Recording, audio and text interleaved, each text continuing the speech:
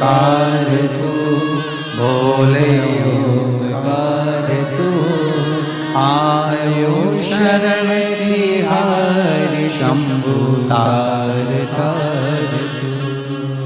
भगवान देवाधिदेव महादेव, त्रिकालदर्शी, कैलाशी, अविनाशी मेरे शिव, जो संपूर्ण ब्रह्मांड का कल्याण करने वाले, आप और हम बाबा विश्वनाथ जी की ये पवित्र धारा से कथा का लाभ ले रहे हैं। एक चित्त, एक वृत्ति में, एक मन में ये भाव जागृत होना चाहिए कि हम किसी दूसरे के दरवाजे पर नहीं, हम हमारे पिता के दरवाजे पर, हमारे बाप के दरवाजे पर आकर कथा का लाभ ले रहे हैं।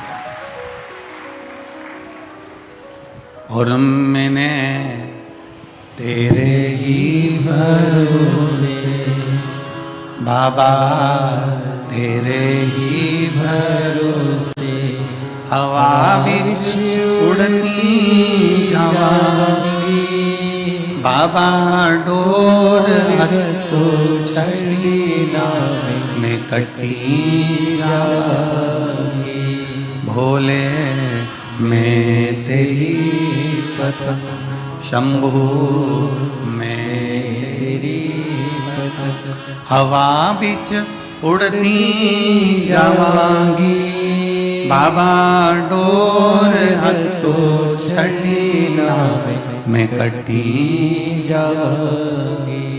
भगवान देवाधिदेव महादेव, भगवान शिव ओगड़दानी, त्रिकालदर्शी, कैलाशी, अविनाशी शिव तत्व कहता है।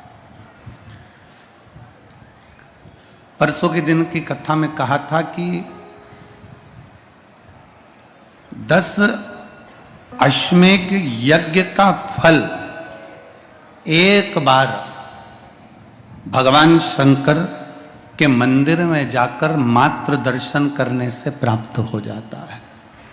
10 अश्वमेध यज्ञ का फल।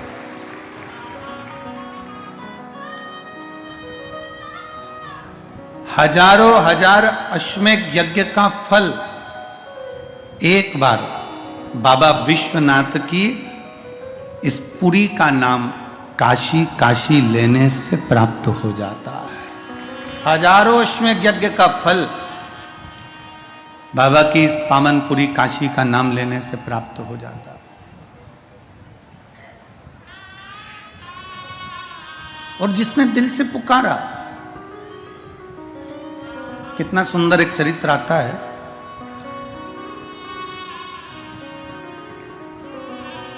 भगवान शंकर के दरवाजे के द्वार बाहर द्वारपाल वीरभद्र और मणिभद्र और भगवान शिव की चौखट पर नीचे की ओर और ऊपर की ओर विराजमान रहने वाली भाग्य देवी।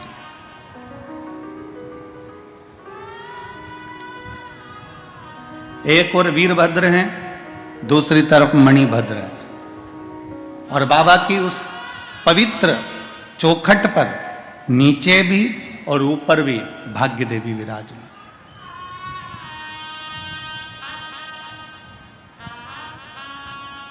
एक दृष्टांत सागर में एक बड़ा सुंदर चरित्र आता है। एक वेदव्य नारी थी जिसका नाम पारो था। दृष्टांत सागर में उसका एक बेटा था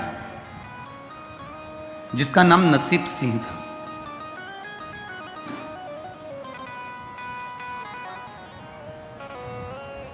नाम भले नसीब सिंह था पर नसीब श्रेष्ठ नहीं था। उसका नसीब श्रेष्ठ नहीं था।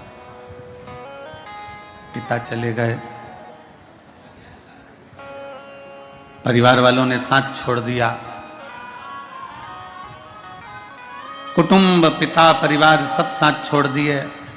बेधव्य नारी पारो अपने बेटे नसीब के साथ में रहने लगी। भाग्य ठीक नहीं। शिव महापुराण की कथा कहती है जिस समय पर पारो का पिता, पारो के पति खूब कमाते थे, धन वैभव संपदा सत्ता सब कुछ था। खूब कमाया, खूब वैभव लाया, खूब संपदा लाया, खूब धन लाया, सब कुछ एकत्रित कर लिया। पर जैसे ही पति के प्राण छूटे, जो धन दूसरों को दिया हुआ था वो धन वापिस नहीं आया, वो संपदा वापिस नहीं आई, वो वैभव चले गया। घर था वो भी परिवार वालों ने ले लिया, व्यापार व्यवसाय था वो भी परिवार वालों ने ले लिया। शिव महापुराण की कथा कहती है, दुनिया का सबसे पहला लुटेरा व्यक्ति अगर कहीं बसता है तो अपने खुद के घर में बसता है, कहीं दूसरा नहीं बसता। एक दादाजी मरे, बहू रोते रोते बोल रही है दादाजी की चादर बाहर फेंक दो, बहू रोते रोते बोल रही है दादाजी का कपड़ा बाहर फेंक दो, बहू रोते रोते बोल रही है दादाजी का जो गद्दा है, चटाई है, वो बाहर फेंक दो,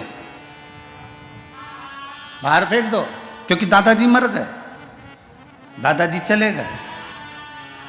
पोता मां की गोद में आकर बैठ गया और माता से गोद में आकर बैठा तो क्या देख रहा था कि दादाजी मर गए, उनके गले में से सोने की चेन परिवार के लोग निकाल रहे थे। पोते ने अपनी मां का गाल पर हाथ लगाकर, मां, ओ मां, दादाजी का चद्दर बाहर फेंक दिया। क्यों? मां ने कहा तुम्हारे दादा मर गए इसलिए चादर पर सोते थे, चादर फेंक दिया, जो वो प्रयोग करते थे, जो यूज करते थे वो फेंक दिया। तो पोते ने कहा मां ला ये सोने की चेन दे, मैं फेंक कर आता हूं, ला मुझे ये सोने की चेन दे, मैं फेंक कर आता हूं। मां ने तुरंत बेटे के गाल पर एक थप्पड़ दिया, पागल हो गया, सोने की चेन कोई फेंकी जाती है? मां तूने ही तो कहा कि दादा जो यूज में सामग्री लेते थे, जो प्रयोग में लेते थे, वो सामग्री फेंक दी जाए। चादर ओढ़े थे, चादर फेंक दी, दवाइयां फेंक दी, चश्मा फेंक दिया, डंडा फेंक दिया, जो सामान थे वो फेंक दिया, सारा सामान फेंक दिया गया। तो मां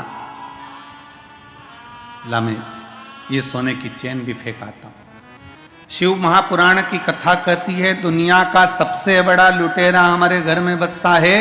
रात को मरोगे, सुबह तक तन पर जितना जेवर आभूषण माणिक मोती है सब निकाल लिया जाएगा, केवल गले में एक तुलसी की माला और एक रुद्राक्ष की माला पड़ी रहेगी, बाकी का कुछ नहीं पड़ा रहेगा। केवल एक तुलसी की माला और एक रुद्राक्ष की माला पड़ी रहेगी, बाकी का कुछ नहीं पड़ा रहेगा, सब कुछ निकाल लिया जाएगा।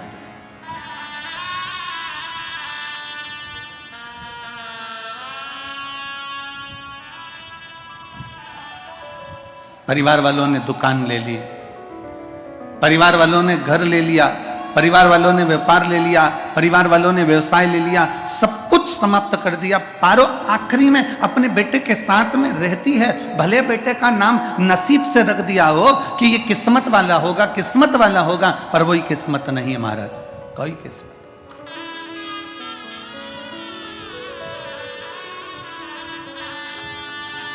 कितना अग्नि पुराण में एक बात मिलती है, सबसे लड़ना सरल है।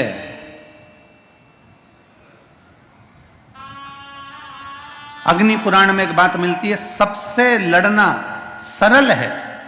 परिवार से, नातों से, रिश्तों से, कुटुंब से, कबीले से, मोहल्ले से, दुनिया से लड़ना सरल है, पर अग्नि पुराण की कथा कहती है अपने नसीब से लड़ना कठिन है, अपनी किस्मत से लड़ना कठिन है। भाग्य में जो